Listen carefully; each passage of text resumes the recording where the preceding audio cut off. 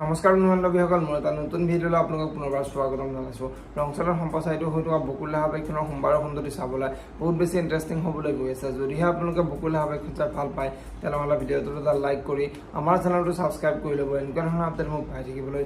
বকুল হাবাইখনৰ যোৱাদিখনত দেখিবলৈ পাইছিলে গাৰ্গীয়ে আদিক হস্পিটেলত লগ ধৰিবলৈ গৈছিলে আৰু বিকিয়ে গাৰ্গীক লগ পায় তুমি কলৈ যোৱা বুলি গাৰ্গীয়ে সুধিছিলে আৰু তেতিয়া গাৰ্গীয়ে মোৰ আদিৰ লগত কথা আছে সেইবাবে তাক লগ ধৰিব আহিছোঁ বুলি বিকিৰ আগত কৈছিলে আৰু এতিয়া বিকিয়ে সি এতিয়া সংসাৰিক তোমাৰ লগত তাৰ কথা পাতিব একো সময় নাই সেইটো কথা তুমি গম পাইছানে নাই বুলি গাৰ্গীয়ে সুধিছিলে আৰু তেতিয়া গাৰ্গীয়ে মই গম পাইছোঁ আৰু কাৰ বাবে সি বিয়া পাতিব পাৰিলে অতিথিক সেইটোও গম পাইছোঁ।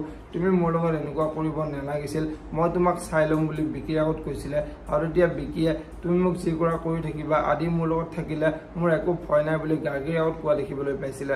আৰু আজিখনত ডেট আপোনালোকে দেখিবলৈ পাব গাৰ্গীৰ ঘৰলৈ গৈ দেউতাকৰ ওচৰলৈ যাব আৰু দেউতাকৰ ওচৰলৈ গৈ এই বিকিৰ বাবে মোৰ আজি এনেকুৱা এটা অৱস্থা হৈছে, বিকিয়ে আদি আৰু অতিথিক বিয়া কৰাই দিছে, সি মোৰ লগত এনেকুৱা নকৰিলে আজি মোৰ এনেকুৱা অৱস্থা নহ'ল হয়, মোৰ জীৱনটো সি ধ্বংস কৰি দিলে বুলি দেউতাকৰ আগত ক'ব আৰু এতিয়া দেউতাকে তই চিন্তা কৰিব নালাগে মই তাৰ ব্যৱস্থা কৰি আছোঁ বুলি গাৰ্গীৰ আগত ক'ব।